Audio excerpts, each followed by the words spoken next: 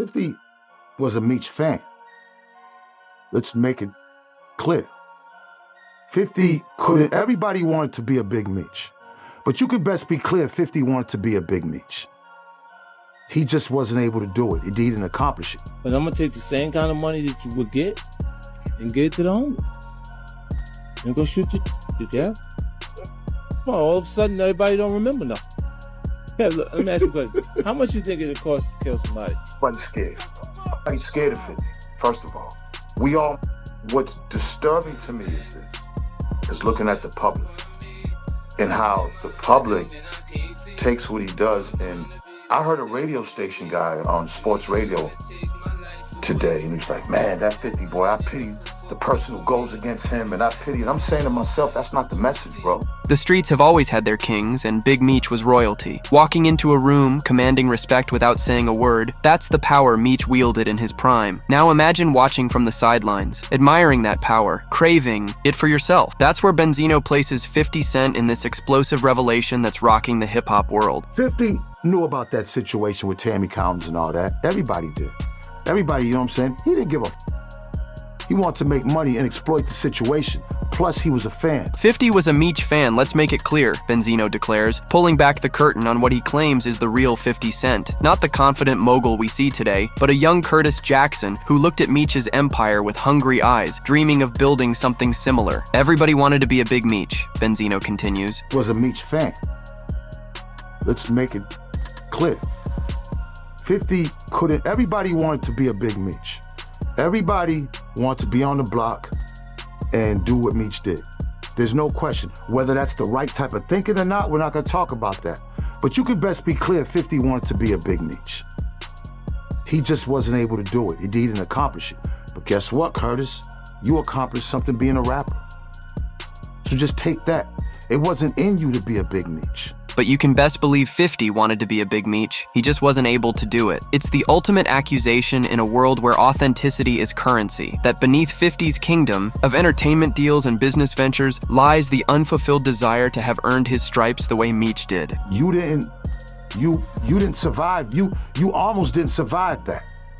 It wasn't in you, but so he was a fan of, admired Big Meech. This isn't just about two men at odds. It's about a fundamental tension in hip-hop between those who lived the life and those who, according to Benzino, merely borrowed the aesthetic while taking a safer path. The question hanging in the air. Now, does 50's empire of success still feel hollow to him when compared to the street legend Meech built? Lights, camera, action. The story of BMF hit screens with 50 Cent's name plastered across it as executive producer, a true Hollywood moment celebrating the legacy of Big Meech. But here's where the plot thickens dramatically. While 50 now points fingers and cries snitch, Benzino reveals a shocking contradiction that has fans questioning everything. When there was money to be made and acclaim to be gained, 50 didn't just tolerate Meech's story, he embraced it completely, even orchestrating one of the most powerful casting decisions in recent television history by putting Meech's own son in acting school and having him portray his father. How dope was that? Benzino asks rhetorically, highlighting the beautiful father-son connection 50 once seemed proud to facilitate. The allegations about Tammy Collins being a federal informant connected to Meech weren't new. They existed when 50 decided to tell Meech's story. Yet back then, these rumors didn't matter to 50. The BMF series wasn't just another project. It was 50's tribute to a man he allegedly admired. Watching episodes unfold with Meech's legacy carefully crafted for television audiences, nobody could have predicted that the same hand that built this monument would later try to tear it down. The revelation forces us to wonder, was the BMF series a genuine homage or just another business move from a man who ultimately had no real loyalty to the story he was telling? Picture this. One photograph changes everything. The camera flashes, capturing Big Meech and Rick Ross together, and miles away, 50 Cent's phone lights up with the image. His reaction? Explosive, unexpected, and according to Benzino, entirely revealing of 50's true character. Now because this man takes a picture with Ross, you going and do this? Benzino questions, pulling back the curtain on what he sees as the real trigger behind 50's sudden sudden campaign against Meech. The timing couldn't be more suspicious. For years, 50 Cent had no issue with any allegations surrounding Meech, until Meech was photographed with 50's longtime nemesis, Rick Ross. Only then did the accusations of snitching begin to flow from 50's social media accounts. "It shows how weak you are," Benzino declares, suggesting that 50's entire moral stance against cooperation with authorities is actually nothing more than a convenient weapon to deploy in a personal vendetta. He rushes and says, hey, I want to do the story.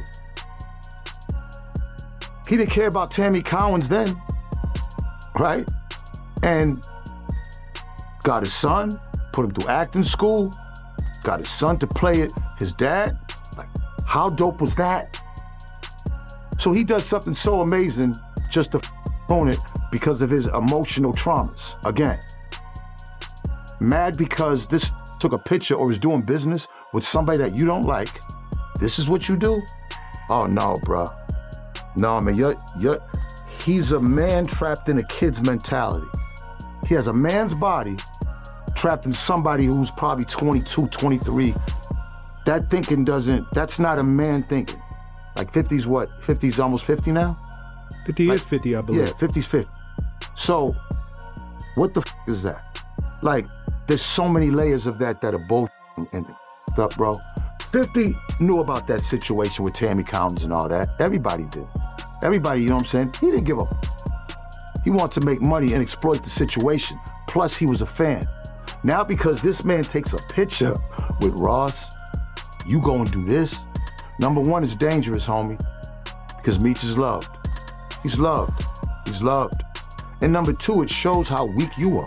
This revelation transforms our understanding of the conflict, painting it not as a principled stand against snitching, but as the jealous reaction of a man who couldn't bear to see someone he once idolized connecting with his enemy. The danger, Benzino warns ominously, is that Meech is loved in the streets, and 50's attacks might have consequences beyond social media. What began as a business relationship has spiraled into a deeply personal feud, with a single photograph serving as the match that lit the flame. Before Instagram wars and Twitter fingers, hip-hop battles were fought through lyrical warfare and magazine pages. The year was 2002, a different era when the Source magazine was the Bible of hip-hop culture, and its co-owner Benzino wielded tremendous power. When Eminem's The Eminem Show dropped to critical acclaim, most publications rushed to crown it a classic. But the Source, under Benzino's influence, held back that fifth mic in their rating system, igniting what would become one of hip-hop's most vicious and consequential feuds. What started as a dispute over album ratings quickly spiraled into allegations that cut to the heart of hip-hop's racial dynamics, with Benzino accusing Eminem of being a culture vulture, benefiting from white privilege in a black art form. Certain media outlets take to Eminem and look at him as the savior of hip-hop, Benzino complained, and do not recognize the guys who created hip-hop. The battle lines were drawn, and when Eminem fired back, his newest ally was there beside him, 50 Cent, still fresh off the explosive success of Get Rich or Die Tryin'. This wasn't just about music anymore, it was personal. And as diss tracks flew back and forth like bullets, 50 Cent learned a valuable lesson he'd carry throughout his career. In hip-hop wars, loyalty is everything, and enemies are forever. The seeds of hatred planted between Benzino and 50 during those early 2000s battles would grow into a poisonous tree that continues bearing bitter fruit decades later. The microphone became a weapon, and family became fair game. What started as a professional critique between Benzino and Eminem crossed into dangerous territory when Benzino released Die Another Day, a track that wouldn't just attack Eminem's career or authenticity, but would mention his daughter Haley by name. "Tell Haley it ain't safe no more. Daddy better watch your back at the candy store," Benzino rapped, even making a chilling reference to murdered child beauty queen John Benet Ramsey. The hip-hop world collectively gasped, mentioning, "Children had long been considered off-limits, a line that shouldn't be crossed even in the most heated battles." Benzino would later defend himself, claiming Eminem had first mentioned his son on tracks like Nail in the Coffin and The Sauce, making his response justified retaliation rather than a first strike. But the damage was done. The feud had escalated beyond music into something uglier, more personal, and potentially dangerous. For 50 Cent, witnessing this attack on his mentor's family cemented his hatred for Benzino. In 50's world, loyalty runs deep, and he never forgets those who've targeted his inner circle, though Eminem would eventually call for peace on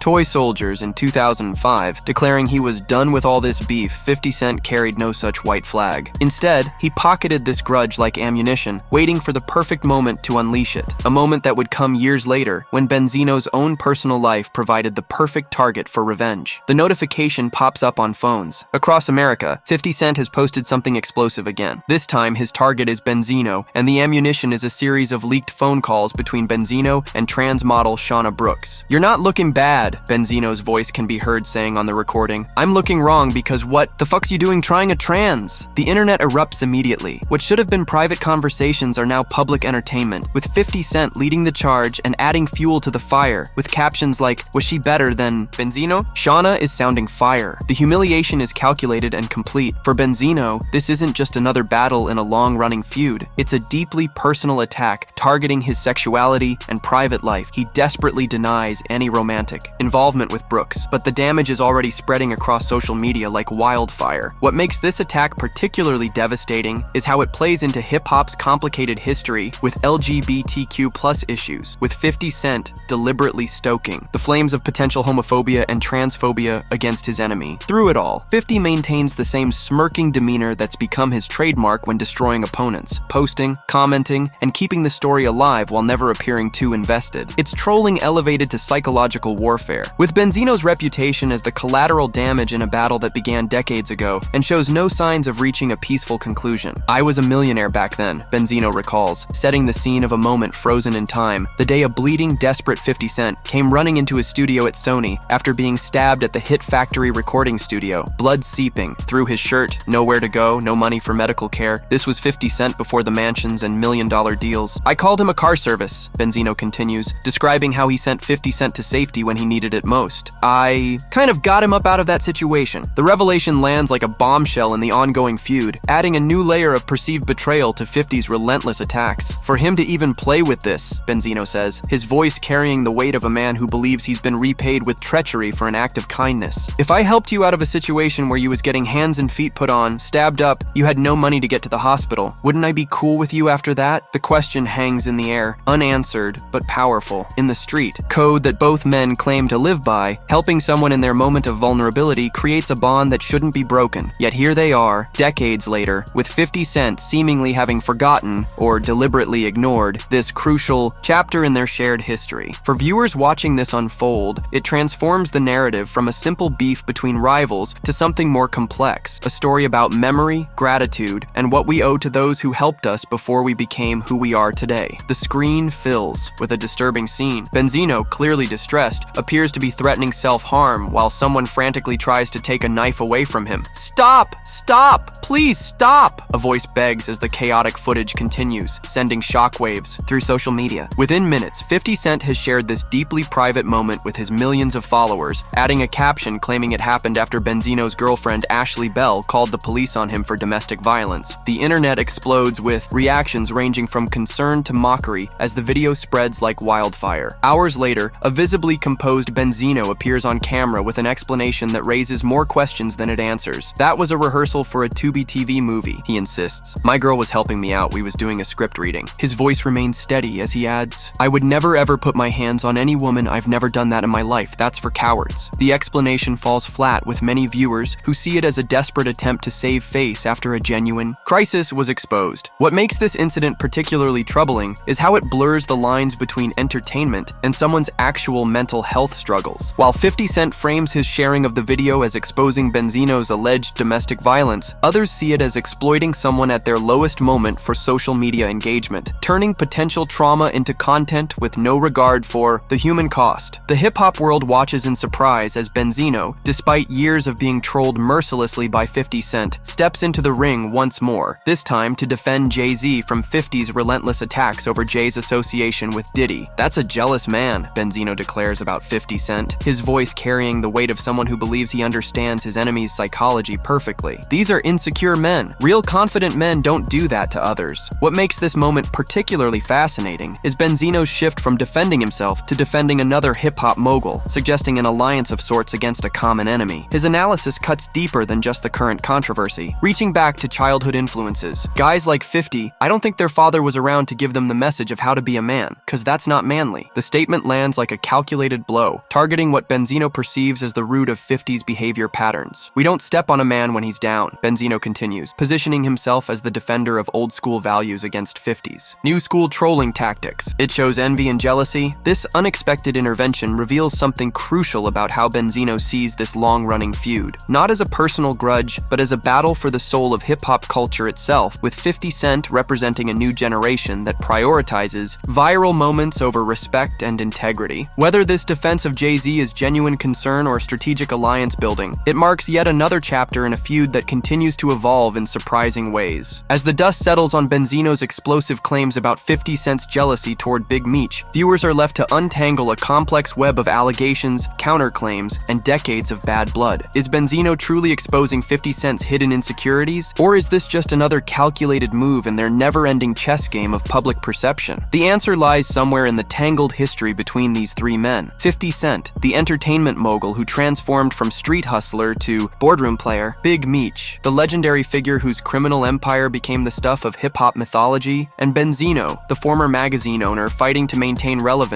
in a rapidly changing industry. What makes this latest chapter so compelling is how it forces us to question everything we thought we knew about these public personas. If Benzino is right, then 50's entire campaign against Meech isn't about principles or snitching. It's about a man who couldn't bear to see his former idol connecting with his enemies. But if 50 is right, then Benzino is simply inserting himself into a situation that doesn't concern him, desperately grabbing for attention by any means necessary. The sad irony is that after years of feuding, neither man seems capable of walking away, locked in a cycle of attacks and counterattacks that has outlasted record deals, television shows, and even their prime years in the spotlight. As fans continue picking sides in this endless war, one question remains. In a battle with no winners, what's really being fought for anymore?